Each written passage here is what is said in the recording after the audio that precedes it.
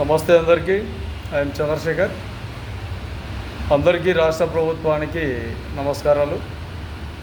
రాష్ట్ర ప్రభుత్వంలో ఎవరు ఏ విధంగా మాట్లాడినా 11 మంది ఎమ్మెల్యేలు గెలిచిన పార్టీని మీరు ఎప్పుడు చూసినా కించపరిచే విధంగా, ప్రజలకు పొగడ్తలు వినిపించే విధంగానే కనిపిస్తుంది. ఈ విషయాన్ని బాగా గుర్తుపెట్టుకోండి. మీరు ఏ పార్టీలో మాట్లాడినా, ఏ ఫంక్షన్లో మాట్లాడినా కూడా మీ ప్రతిపక్ష నాయకత్వానికి కూడా తగరు అన్న పార్టీని మాటికి విమర్శిస్తూ విమర్శలో ఆ పార్టీనే బలోపేతం చేస్తారు. బాగా గుర్తుపెట్టుకోండి. ప్రజలను బలోపేతం చేసే విధంగా మీ నాయకత్వ విధానాలు, మీ నాయకత్వంలోని బలమైన నాయకత్వాన్ని ప్రదర్శించండి.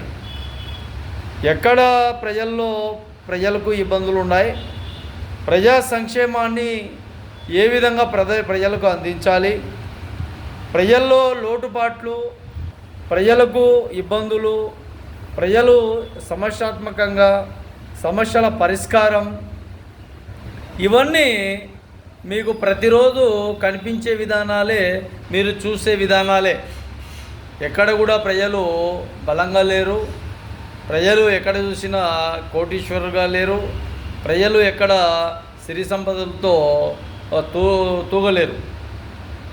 కాబట్టి మీరు అన్ని విధాలుగా ఎవరితో ఏ విధంగా మాట్లాడుతున్నా చేస్తున్నా కూడా ఇంకొక పార్టీని కాకుండా మీ పార్టీ విధానాలతో ప్రజలకు ఏం చేస్తారో ప్రజలకు క్లారిటీగా చెప్పండి.